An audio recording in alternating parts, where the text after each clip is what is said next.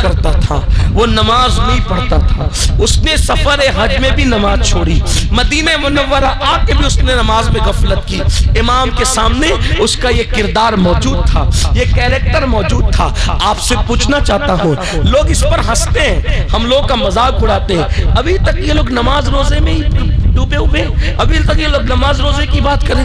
دنیا کہاں پہنچ گئی، یہ ابھی تک نماز روزے کی بات کرتے ہیں۔ میں نے کہا دنیا کہیں بھی پہنچے، ہماری نماز، توجہ کرنا، ہماری نماز ہمیں وہاں تک لے جاتی ہے چاند پر جانے والے جہاں کا تصور نہیں کر سکتے، کیونکہ میرے نبی نے فرمایا جو بندہ نماز میں سجدے میں ہوتا ہے تو اللہ اور بندے کے درمیان سارے پردے اٹھا دیے جاتے ہیں، تو گویا کہ سجدہ کرنے والا ڈائریکٹ خدا کی بارگاہ میں پہنچ جاتا ہے۔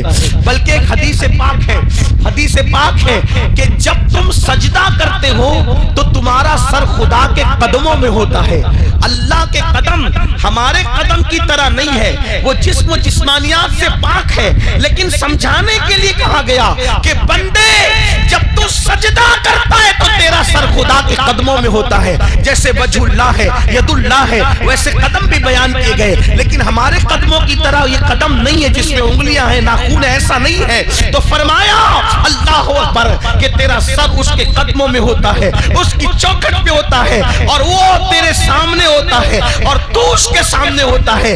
جو جسم و جسمانیات سے، زمان و مکان سے پاک ہے، گویا کہ اس کی انوار اور تجلیات تجھے چاروں طرف سے گھیر لیتے ہیں، تیرا احاطہ کیے ہوئے ہیں۔ میرے آقا علیہ السلام کے پیارے دیوانوں، یزید نماز میں کوتاہیاں کرتا تھا۔ آج لوگ کتنے ہیں جو مسجدوں کو آباد کرتے ہیں، جلسے کے نام پہ تو ہزاروں جمع ہوں گے، لیکن نماز کے نام پہ کتنے؟ مسجدوں کے اندر دھول ہے، اچانک چلے جاؤ مسجدوں میں چٹائیوں پہ دھول ہے، چٹائیوں پہ گرد و غبار ہے، لوگ نماز میں بالکل دھڑلے کے ساتھ نماز چھوڑ رہے ہیں۔ سن لو، پورے قرآن میں 700 مرتبہ میرے اللہ نے نماز کا حکم دیا ہے، اور یاد رکھنا آپ اپنے آپ کو رضوی کہہ لو، اشرفی کہہ لو، برکاتی کہہ لو، صابری کہہ لو، مداری کہہ لو، کاملی کہہ لو، ابو لولائی کہہ لو، جنتی کہہ لو، حسینی کہہ لو، محمدی کہہ لو، کچھ بھی کہہ لو، ان ذمہ دار علماء کی موجودگی میں کہتا ہوں، نماز چھوڑ کر تم اللہ کی عدالت میں اپنے آپ کو سچا مومن ثابت نہیں کر سکتے۔ بے شک بے شک بے شک، حق حق حق، سبحان اللہ۔ زندگی میں سجدہ نہیں، نماز سے کوسوں دور، اور جب کہاں جاتا ہے نماز پڑھو تو کہتے ہیں مولانا ٹائم نہیں ملتا۔ اگر ٹائم نہیں ملتا تو پھر مسلمان کیوں ہے؟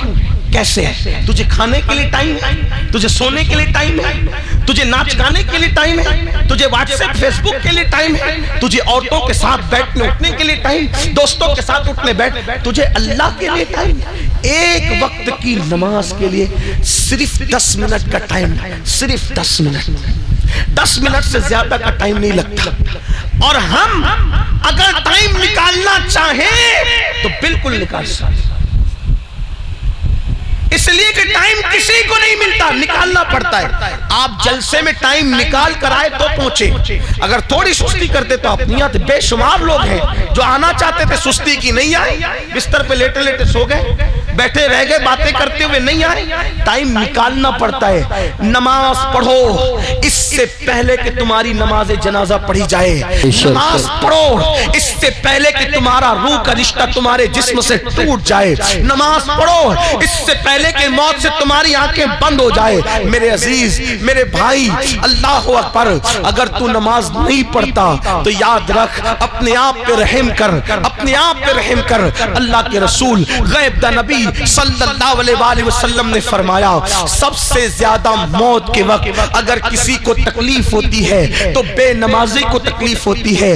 قیامت کے دن سب سے زیادہ عذاب اگر کسی کو ہوگا تو بے نمازی کو ہوگا۔ ایک حدیث سن لیجئے جس کو علامہ عثمان ابن حسن نے درۃ الناصحین کے اندر نقل کیا ہے۔ یہ حدیث سن لیں، اس کے بعد ایک اور بات کر کے بات مکمل کرتے ہیں۔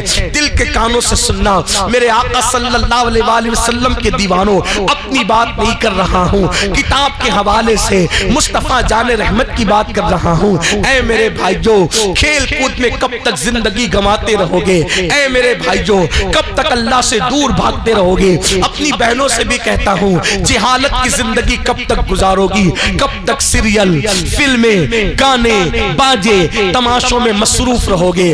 ہائے ہائے، جو قوم اہل بیت کی محبت کا نعرہ لگائے، اس قوم کی زندگی میں سجدہ نہیں، حالانکہ سجدہ کیا، امام علی مقام نے سجدہ کیا، آخری سجدے ہی میں تو جان گئی امام کی۔ سیدہ فاطمہ الزہرا آخری وقت تک سجدہ کرتی رہی، مولا کائنات نے آخری وقت تک، ان کی شہادت بھی تو مسجد میں ہوئی۔ مجھے حیرت ہے، مولا علی نے مسجد میں شہادت پائی، سیدہ فاطمہ نماز کی حالت میں اللہ اکبر پوری پوری رات گزار دیتی ہے، امام حسین نماز ہی کی حالت میں شہادت پائے۔ میری قوم کو کیا ہو گیا؟ یہ قوم نماز کی طرف نہیں آتی، اس قوم کو نماز کی توفیق نہیں ہوتی۔ میرے بھائیو، ہم اللہ کا عذاب برداشت نہیں کر سکتے، کتنی بھی طاقت ہو، کتنی بھی قوت ہو، خدا کا عذاب برداشت نہ کر سکو گے۔ آئیے صاحب درۃ الناصحین سے ایک روایت سن لیتے ہیں، اپنی بات نہیں، رسول اللہ کا فرمان۔ ایک بار ایسا ہوا، میرے آقا اپنے یاروں کے ساتھ مسجد نبوی میں جلوہ گر ہے، میرے سرکار مسجد نبوی میں جلوہ فروز ہے۔ ایک جوان روتے ہوئے مسجد نبوی میں آتا ہے، اور مسجد نبوی میں آنے کے بعد اس کی آنکھوں میں آنسو تھے۔ اللہ کے رسول غیب دا نبی صلی اللہ علیہ وآلہ وسلم اس کو روتا ہوا دیکھ کر اس کے حال زار پہ رحم کرتے ہوئے اس سے پوچھتے ہیں، اے جوان، تو کیوں رو رہا ہے؟ تیرے رونے کی وجہ کیا ہے؟ تیری آنکھ میں آنسو کیوں ہے؟ اس جوان نے کہا، یا رسول اللہ صلی اللہ علیہ وآلہ وسلم، میرے ماں باپ آپ پہ قربان، آقا میرے باپ کا انتقال ہو گیا، میرا باپ مر گیا، میں دیہات میں رہتا ہوں، میرے باپ کو نہ کوئی غسل دینے والا ہے، نہ کوئی کفن پہنانے والا ہے، یا رسول اللہ اس لیے میں رو رہا ہوں، میرے باپ کی موت کے بعد بھی نہ کوئی غسل دینے والا، نہ کوئی کفن پہنانے والا۔ اللہ کے رسول غیب دا نبی مصطفیٰ جان رحمت صلی اللہ علیہ وآلہ وسلم نے سیدنا صدیق اکبر اور فاروق اعظم سے فرمایا، تم دونوں جاؤ اور جا کر کے اس کے باپ کو غسل دو اور اس کے باپ کو کفن پہناؤ۔ اللہ اکبر، جب میرے آقا کے صدیق و فاروق تشریف لے گئے اس کو نہلانے کے لیے، جیسے اس کے منہ سے چادر ہٹائی، اس کے منہ سے کپڑا ہٹایا، کیا دیکھا؟ اس کا منہ کالے سور کی طرح تھا، اس کا منہ کالے خنزیر کی طرح تھا، یعنی اس کا منہ انسانوں کی طرح نہیں تھا بلکہ کالے سور کی طرح، کالے خنزیر کی طرح۔ یہ بات میری نہیں ہے میرے بھائی، صاحب درۃ الناصحین اس کے ذمہ دار ہے، یہ مصطفیٰ جان رحمت کا فرمان ہے۔ جس کے کہنے پہ خدا کو ایک مانا ہے، جس کے کہنے پہ قرآن کو اللہ کی کتاب مانی ہے، اس رسول کا فرمان سن کر کے لرز جاؤ، اپنے آپ کو تباہ نہ کرو۔ یہ دنیا کا مال جس کے لیے رات و دن دوڑتے ہو، مرنے کے بعد یہی پڑا رہ جائے گا۔ تمہارے مال پر لوگ عیش کریں گے، تمہارے مال پہ لوگ آرام کریں گے، نہیں دیکھتے لوگ مر گئے مال چھوڑ کر کے، آج ان کی اولاد عیش کرتی ہے، ان کے لیے کبھی مغفرت کی دعا نہیں کرتی، ان کی قبروں پر کوئی جا کے فاتحہ پڑھنے والا نہیں، کوئی مغفرت کی دعا کرنے والا نہیں، وہ مغفرت کی دعاؤں کو تڑپ رہے ہیں، مغفرت کی دعاؤں کو ترس رہے ہیں۔ میرے بھائیوں، اپنے آپ کو تباہ نہ کرو، اپنی آخرت کی فکر کرو، اپنی قبر کی فکر کرو، میدان محشر کی فکر کرو، اللہ کی عدالت کی فکر کرو۔ ہوا کیا؟ سیدنا صدیق اکبر اور فاروق اعظم فرماتے ہیں کہ جب اس کے چہرے سے ہم نے کپڑا ہٹایا تو اس کا منہ کالے خنزیر کی طرح، کالے سور کی طرح تھا۔ جیسے ہی ہٹایا، پیروں کے نیچے سے زمین کھسک گئی، زمین نکل گئی، فوراً اس کے منہ پہ کپڑا ڈالا اور ایک قاصد کو اللہ کے رسول غیب دا نبی صلی اللہ علیہ وآلہ وسلم کی بارگاہ میں بھیجا۔ جب قاصد حضور کے پاس آیا تو کہا، یا رسول اللہ صلی اللہ علیہ وآلہ وسلم، صدیق و فاروق کو آپ نے اس کو غسل دینے کے لیے اور کفن پہنانے کے لیے بھیجا، لیکن اس کو کیسے غسل دے، کیسے کفن پہنائے؟ اس کا منہ تو سور کی طرح، کالے خنزیر کی طرح ہو گیا۔ اس دیہات میں اللہ کے رسول علیہ الصلوۃ والتسلیم بنفس نفیس تشریف لائے، میرے آقا بذات خود وہاں پر اس دیہات میں تشریف لائے، اور آنے کے بعد میرے آقا آقا علیہ السلام نے پھر اپنے ہاتھ اٹھائے اور دعا کی، اے اللہ اس کا منہ ٹھیک کر دے، اس کا جو منہ کالے سور کی طرح، کالے خنزیر کی طرح ہوا ہے، اس کا منہ ٹھیک کر دے، اس کا منہ درست کر دے۔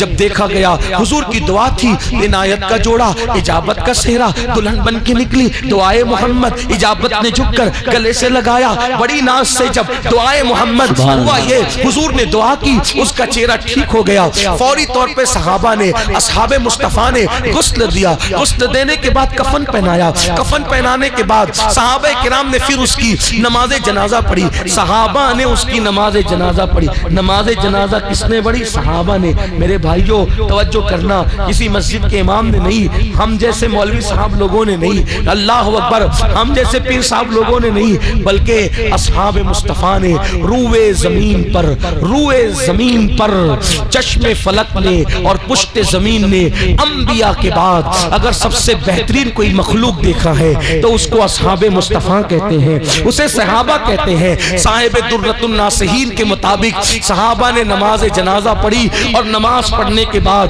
جب اس شخص کو قبر میں رکھا جانے لگا تو کسی نے دھیرے سے کہا، پہلے تو اس کا منہ کالے سور اور خنزیر کی طرح ہو گیا تھا، اب مرنے کے بعد جب منہ ایسا ہوا تو قبر میں رکھنے سے پہلے پہلے بھی تو ایک بار دیکھ لو کہ اس کا منہ کیسا ہے، دفن کرنے سے پہلے پہلے تو اس کا منہ دیکھ لو منہ کیسا ہے۔ جب نماز جنازہ کے بعد اور دفن سے پہلے پھر کپڑا ہٹایا گیا چہرے سے تو اب بھی اس کا منہ کالے سور کی اور کالے خنزیر کی طرح تھا۔ اگر آج کسی کا منہ ایسا ہو جائے تو کتنا ہنگامہ ہوگا؟ اس وقت ہوا۔ دیکھنے والوں میں ہمت تھی، طاقت تھی، اللہ کے رسول زمین کے اوپر ظاہری طور پہ موجود تھے۔ صحابہ نے پوچھا، آقا اس کا منہ کالے سور کی طرح، کالے خنزیر کی طرح بار بار کیوں ہو جاتا ہے؟ تو میرے آقا نے خود کوئی جواب نہیں دیا، فرمایا اس کے بیٹے کو بلاؤ۔ جب اس کے بیٹے کو بلایا گیا تو فرمایا، تو سچ بتا، میرا اللہ کسی پہ ظلم نہیں کرتا، میرا اللہ کسی پہ ظلم نہیں کرتا، زیادتی نہیں فرماتا، میرا اللہ تو اپنے بندوں سے بہت پیار کرتا ہے، وہ کسی کو اس طرح کی سزا بلا وجہ نہیں دیتا۔ تجھے بتانا ہوگا کہ تیرے باپ کا جرم کیا تھا، تیرا باپ کرتا کیا تھا، کیا کرتا تھا تیرا باپ؟ تو اس جوان نے کہا، یا رسول اللہ صلی اللہ علیہ وآلہ وسلم، میرا باپ ہر نیکی کرتا تھا، لیکن جب نماز کا وقت آتا تھا تو نماز کے وقت میں وہ سو جاتا تھا، وہ نماز نہیں پڑھتا تھا، میرا باپ بے نمازی تھا۔ تب میرے آقا نے فرمایا، جو دنیا میں نماز نہیں پڑھے گا، جب قبر میں وہ دفن کیا جائے گا اور قیامت کے دن قبر سے اس کو اٹھایا جائے گا، جو دنیا میں نماز نہیں پڑھے گا، جب اس کو اس کی قبر سے قیامت کے دن اٹھایا جائے گا تو اس کا منہ بھی کالے سور اور کالے خنزیر کی طرح ہوگا۔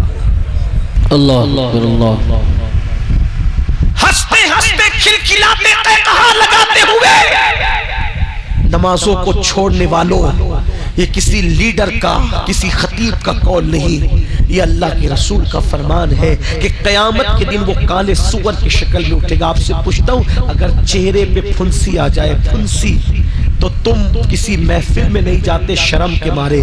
جب پھنسی آنے پر کسی محفل میں نہیں جاتے شرم کے مارے؟ سور والا منہ لے کر رسول اللہ کی بارگاہ میں کیسے آؤ گے؟ اللہ کی بارگاہ میں کیسے آؤ گے؟ لرز جاؤ، لرز جاؤ۔ یہ گڑی ہوئی باتیں نہیں ہیں، یہ پڑھی ہوئی باتیں ہیں، کتابوں میں لکھی ہوئی باتیں۔ میرے بھائیوں، میں تمہارے سامنے جو ہے تمہاری منتیں کر کے کہتا ہوں، بہت دنیا کی رنگ ریلیوں میں ڈوب چکے ہو، نکلو دنیا میں